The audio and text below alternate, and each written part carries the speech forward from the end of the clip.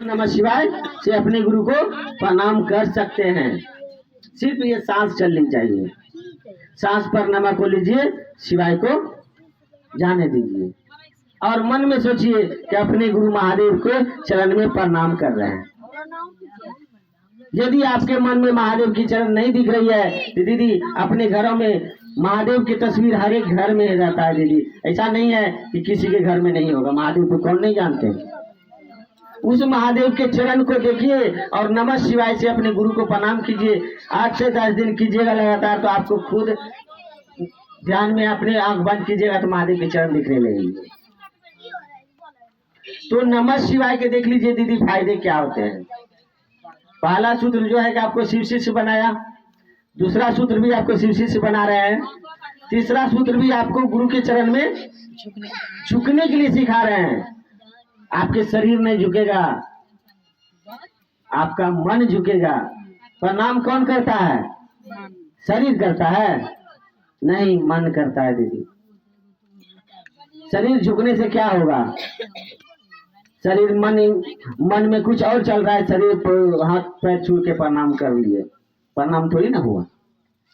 प्रणाम करना है तो मन को झुकाइए। तो नमः शिवाय, नमः जैसे अंदर आपके जाती है, आपके अंदर की जितने भी बुराइयां हैं, आपके अंदर जो भी नकारात्मक शक्तियां हैं, वो शिवाय के रूप में बाहर होती है। इसीलिए साहब ने बोले हैं कि दया और नमन आपको जब याद आए महादेव तब करना चाहिए। टुकड़े टुकड़े में करना चाहिए। एक साथ आपको और हमको करने की क्षमता नहीं है, क्योंकि थोड़ा देर कीजिएगा ना तो मन कहीं और चला जाएगा। माला करते होंगे ना तो आप सबको पता चलता होगा दीदी कि एक माला खींचते हैं, नमः शिवाय करते हैं, फिर मन चला गया वहां खेत में, कि पता नहीं खेत में बकरिया घुसा होगा क्या। सोच लीजिए आपका मन गुरु के चरण में नहीं रहा, चला गया खेत पर। आपका दूध वहां किचन में चढ़ाए, कहीं वो दूध जल नहीं गया हो, उस पर ध्यान चला गया।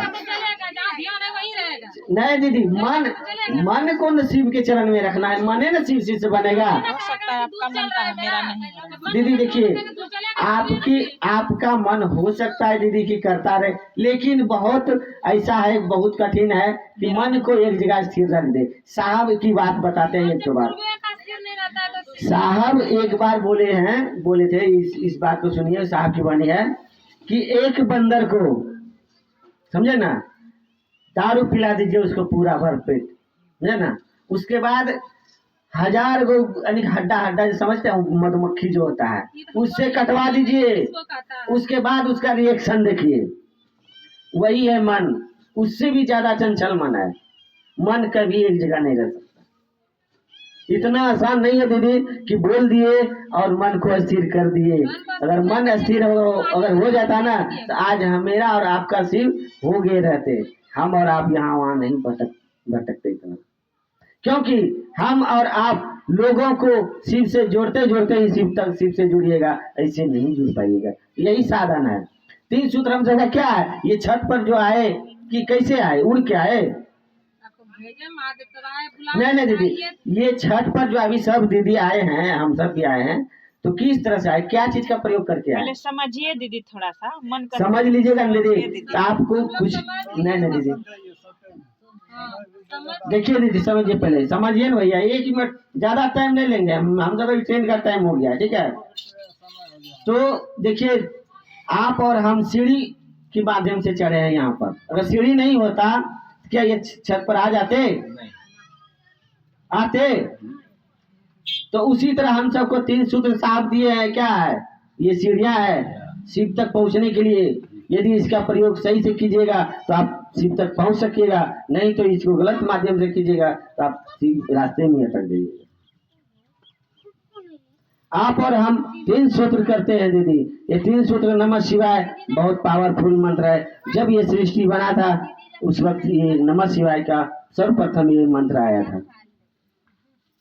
इसी मंत्र के अति से, यानी ये सभी मंत्रों का बीज मंत्र है दीदी। ये सभी मंत्रों, इसी से सभी मंत्रों का उत्पत्ति हुई, यानी कि सभी मंत्रों का बीज मंत्र नमः शिवाय है। यदि आप नमः शिवाय करते हैं तो शिव के समग्र स्वरूप को एक साथ प्रणाम करते हैं।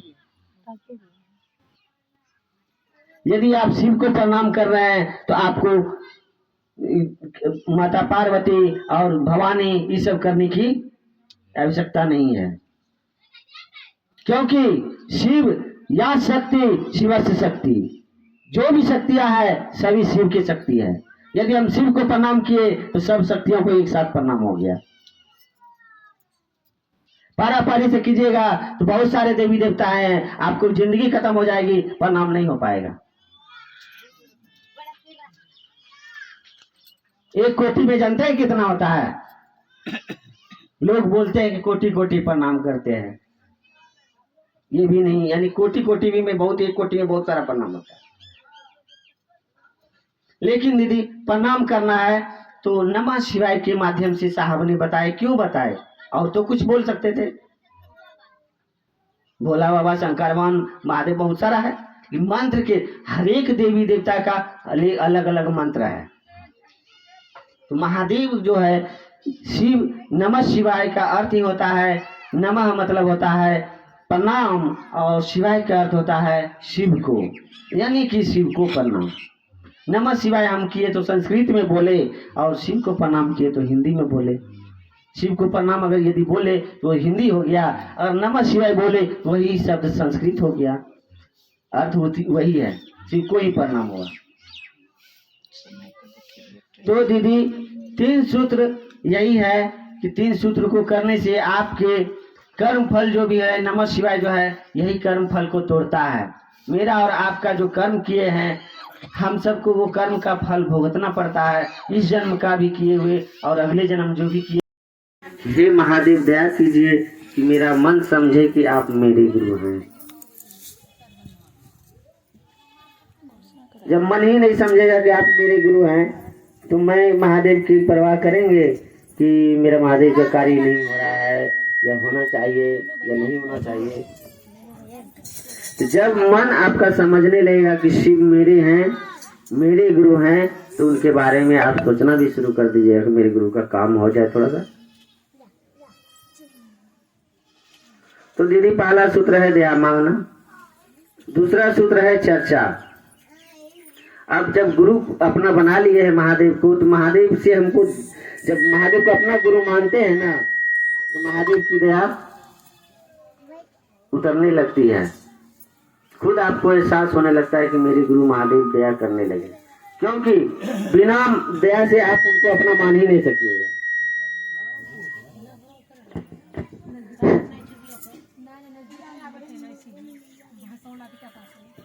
समझे ना दीदी? पहला सूत्र दया मांगना है, दूसरा चर्चा है।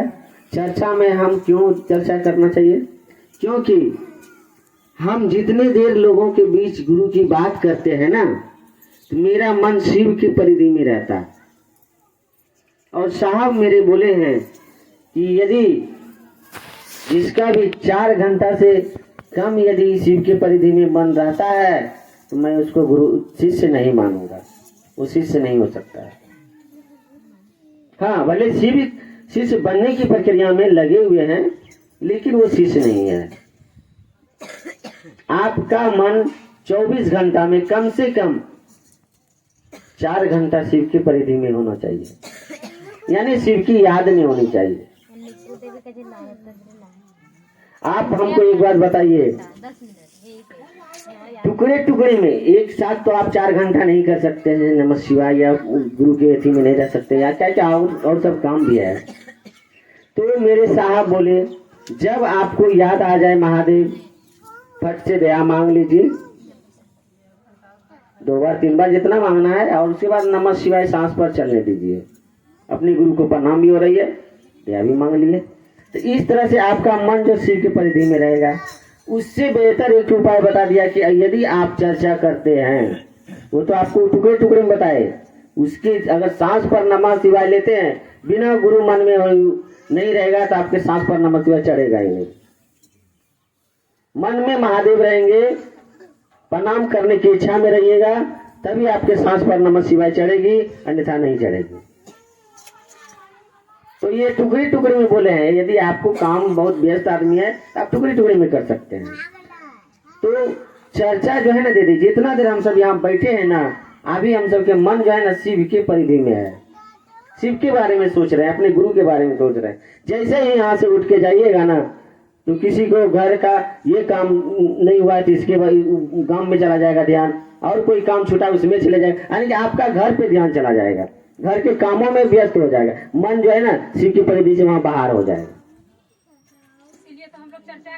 हाँ, तो चर्चा देखिए, अब देखिए दीदी समझिए ना, हम आपको जो प्रश्न होगा बोलिएगा दीदी, पहले हमको 3 सूत्र क्लियर करने दीजिए। क्योंकि दीदी देखिए, चर्चा जो है ना, चर्चा वो चीज है, आपको हम शिव शिष्य बनने के लिए बोल रहे हैं, तो हम आपको नहीं, हम अपने आप को बनने के लिए बोल रहे हैं। हाँ, जैसे साहब बोले हैं कि लोगों को शिव शिष्य बनाते बनाते आप एक दिन खुद शिव शिष्य बन जाइएगा। लोगों को शिव से जोड़ते जोड़ते एक दिन आप खुद शिव से जुड़ जाइएगा। आप और हमको ये बात मन में होनी चाहिए कि मैं महादेव का चेला हूँ, ये भी शिव शिष्य है, ये भी महादेव का चेला हो जाए। मेरा दुख कम हुआ है, कष्ट कम हुआ है, इनके भी जीवन के दुख कष्ट कम हो जाए, महादेव को अपना गुरु बनाएगा तब ना। तो ये चीज आपके अंदर होना चाहिए, उसके मन में, उसके दिलों में शिव को जगा दे, शिव के प्रेम को डाल दे। यदि आप उसके मन में प्रेम जगाना चाहिएगा तो आपके मन में भी शिव के प्रति प्रेम जगना शुरू हो जाएगा। क्योंकि जो चीज आपके पास होगी वही दूसरों को दे सकते हैं, नहीं तो नहीं दे सकते हैं। आपके पास जितना है उतने ही सामने आप दीजिएगा किसी को, तब जो आपके पास है वही लोगों को दे सकते हैं। तो वही तो बोले दीदी, अगर आपके पास 100 रुपया है, हम 200 रुपया मांगेंगे तो आपको देने का नहीं क्षमता रहेगा, क्या आपके पास है ही नहीं। तो वही है, यदि मेरे पास महादेव है, हम महादेव को उसको अगर दे रहे हैं, वो महादेव जितना उनके होंगे उतना मेरे भी होंगे। यदि मान लिया जाए कोई भी टोटो वाला है, उसको कहेंगे चलिए भैया स्टेशन छोड़ दीजिए, उनको स्टेशन जाना जरूरी नहीं है, लेकिन वो हमको स्टेशन छोड़ने के लिए जाएगा, तो क्या उसको स्टेशन नहीं जाना पड़ेगा? जाएगा ना। तो उसी तरह यदि हम किसी को शिव शिष्य बनाते हैं ना, तो हम भी खुद बनते हैं। बिना किसी को शिव से जोड़े आप भी नहीं जुड़ पाइएगा, बिना किसी के भला सोचे आपका ही भला देगा। ओम जय पिताजी करने लेगा, आप खुश होइएगा।